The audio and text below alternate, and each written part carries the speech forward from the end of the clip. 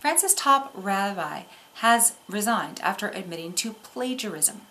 When Rabbi Giles Bernheim finally apologized for borrowing others' works and misrepresenting his academic credentials, the crisis was over. However, before the community of 600,000 French Jews can begin to look for and choose a new leader, it needs to make some decisions.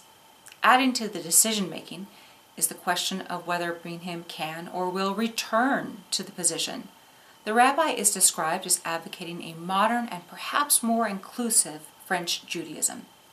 This opinion and his personality attracted a certain consensus among intellectuals, even some non-practicing or believing Jews.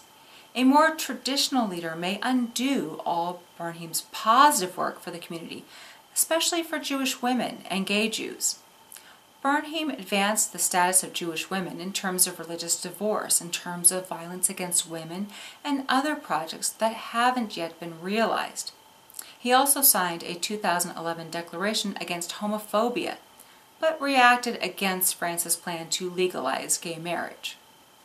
An essay he wrote against gay marriage attracted praise from the Vatican, but the suspicion that parts of the essay may have been plagiarized and Bernheim's failure to remain politically neutral contributed to the leadership crisis.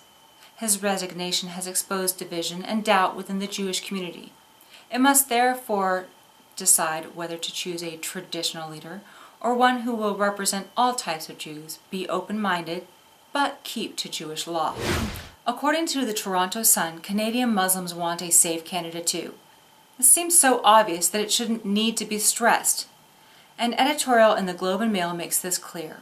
It's good news that a tip from an unnamed Toronto imam is the reason the police were able to foil an Al-Qaeda-affiliated plot to derail a passenger train on Canadian soil, and the RCMP were right to make a talking point of it.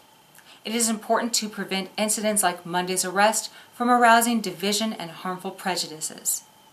The editorial puts this information in perspective.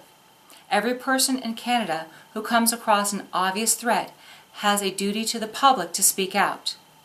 Mohammed Robert Heth, a Muslim community leader in Scarborough, thinks there is going to be backlash against the Muslim community, so he wants the public to know that it was a Muslim who gave the information to the RCMP and that led to the arrest of 2 men in an alleged plot to derail an VIA passenger train. Heth wants all Canadians to know that it's not how you dress, it's how you think. In our community, we may look a little different, but in our hearts we love Canada. It's our country. It's our tribe. We want safety for all Canadians regardless of their religion. However, Yousaf Badat, Director of Religious Affairs for the Islamic Foundation of Toronto, said he wasn't too concerned about a backlash against Muslims because of these arrests, because he was confident Canadians are a great people and can distinguish the many non-radicals from the few radicals. Badat added, terrorists generally isolate themselves and are learning and being inspired by jihadi videos on the internet. Terrorism and these crimes don't really have a religion. I just got into town, I admitted. Then, as if this would explain everything, I added, I'm from Ohio. If you don't mind my asking, what do you need to see Schwartz about? Connolly collapsed onto a wicker love seat, his head buried in his hands.